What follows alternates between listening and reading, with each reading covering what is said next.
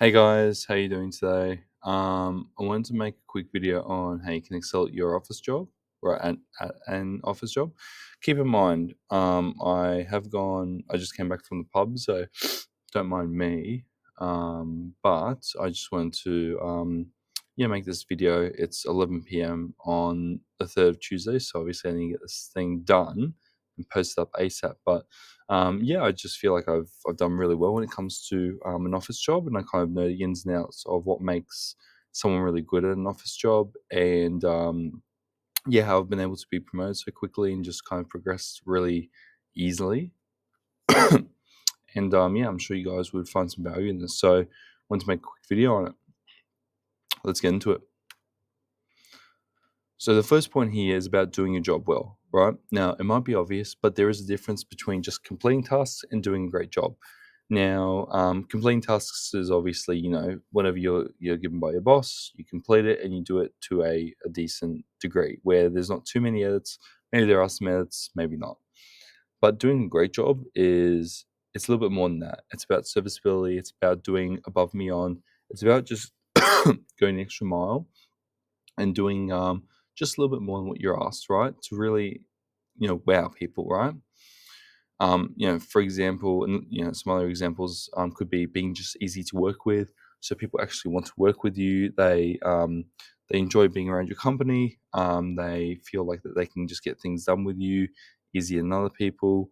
These are all really important things that do make a difference because obviously, when people want to work with you, you're going to get work done, or you're going to get more work from people, which means obviously you're able to complete more things, which is awesome. Another one could be, putting out considered high quality work. This is work that's, really considers all the information available. It's very thorough. It's very detailed. It's very, you've considered all different outcomes. You've maybe put in a little, here's what I'm thinking, X, Y, Z, in addition to what you actually submit to your boss or to the client. Um, it's just doing a really high quality job, much more than what the job actually asks you to do. Some other things he could be questioning things, bringing new ideas, or offering to consider extra things. So don't be someone who's always accepting of what's been asked of you. Always question things. Always be willing to bring new ideas. Always be willing to, don't do what everyone else does. Right? You want to be able. You want to question things. You want to ask why. Now, look at obviously it depends on your boss. If you're in a culture that doesn't really encourage that, it makes it a little bit tricky. But arguably, those kind of businesses aren't going to last very long. So just keep that in mind. It's not ideal when you have, when you have a company culture that doesn't really promote those kind of things, because obviously that's a massive restriction on what you're able to do. And likewise, bringing new ideas, they probably get shut down quite a bit. So again, another good example of company culture influencing things. But look, if you ever get the option to do so, definitely do so. Maybe warm up a bit to the culture. Obviously, don't just come in and just start slamming things. But once you've understood the business a little bit more, I think it's very welcome, especially for a good boss and a good company culture would welcome those things. Offering to consider extra things might just be, you might have noticed something, going on with this certain type of work. And look, maybe it's not your thing, but maybe, you might offer to look into it or maybe just question something or investigate something, right? Okay. It's just something a little bit extra on top of your current JD or your job description, right? You always want to make it easy for your clients, and this includes internal clients as well. So, clients, obviously, if you're working, as an in-house something, or you're working as part of the support team, your clients could be whoever makes the money in the business, right? So you always you always want to make it easy for them to understand and take action on your work. You want to make it so that it's not just it's great work you've done, but we don't understand what to do with it. That's not what you want. You want something that's actually easy to action and easy to do to progress on. That's going to be really important. Last point here is that your job description is important, but it's likely that the reality of what you do is different to what the paper actually says, right? it's very rare that you actually find a JD or a job description that is one for one exactly what you do. There's always going to be different things and other things, or things that aren't as important as job description says. Or they might just be tick the box things that once you've done it, and nothing more to worry about, right? So it really just depends. Okay, it's all about outputs, not what the piece of paper says. Now, next point here is that relationships will be key, right? Now, especially in bigger businesses, having those strong relationships with the business is very important, right? And the reason I say with bigger businesses is because there's so many people that it's easy to get lost in the crowd. And when you're in a bigger business, playing relationships means more. Unfortunately, just depending on how you play them, it could have a massive impact. Smaller businesses, obviously, everyone knows each other, so there's not too much value in doing that. But again, just generally speaking, it's important to be good to people. You wouldn't want to be bad to people. So I mean, regardless, just embracing strong relationships is important. Full stop. And when it comes to people, don't only work with those decision makers, but really everyone. The people that give you work are obviously crucial, because if you do a bad job, they're not going to give you work.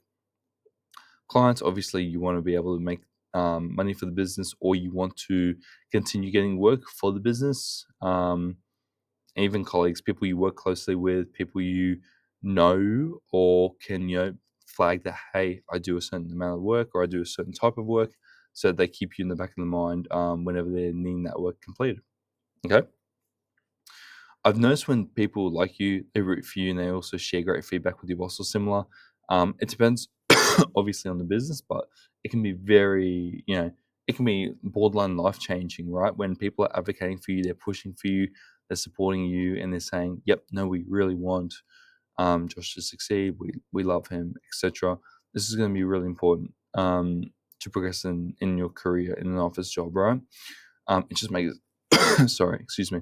It just makes it 10 times easier, right? You can do it without, but it is nice to have it, right? Another point here is being physically present and hopping on the phone is important to building relationships. I think, obviously, with work from home becoming a really big thing, you can work from home. There's nothing wrong with working from home, and arguably, it's a good thing to do, um, periodically. But I think just being physically present does have a value to it, especially when more people are working from home, and also just hopping on the phone, having those communications with people, going around to see people, talking to them in person is really important. It's always great to be able to call or text or anything like that, but I think it's just nice having that human connection, because ultimately we are selling, at least in services, you're selling that human element, right? You're servicing other people. Whereas goods might be a little bit different, but I think still a lot of the same could be applied. Excuse me, I'm still sick. Last point, last point here is have your goal in mind and tailor based on that, right? Okay. So in an office job, excuse me, this is terrible. In an office job, we all have different goals. Some people just want a job, others actually want to aggressively grow, right? So if you just want a job and you just want to do the bare minimum and leave at 5 o'clock, totally fine. And there's nothing wrong with that.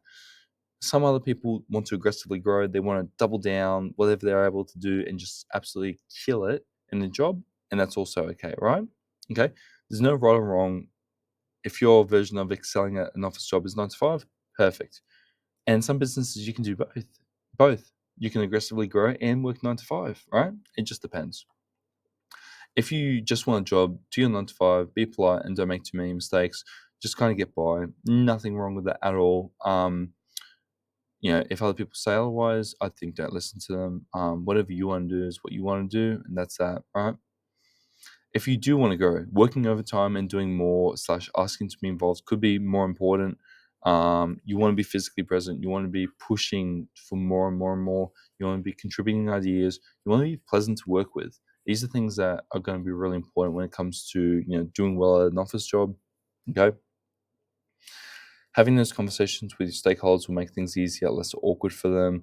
Um, Again, just it depends. If you're wanting to grow, having those conversations and saying, hey, I want to be promoted, I want to be doing XYZ, I don't like what I'm doing, I want to do this instead, I mean, yeah, having those conversations early can be really important. If you're instead someone who just wants to do 9 to 5, you probably don't need to do anything. You can just do your thing and be totally okay with that, and that's also okay, right? But it would be awkward if, say, you're kind of mixed in between, working hard and just doing a 9 to 5. I mean, it's going to be confusing for people who want to progress to you because they're like, I'm not sure where he sits. So if you can be clear, it makes it a little bit less awkward as well. It just makes it very clear what trajectory you want to go, right? And the last point here, I've assumed that this is working with a decent company, right? But if where you work isn't great, there will be a better place. You just need to start looking, right? If you're not able to do a lot of this at where you work, maybe it's not for you.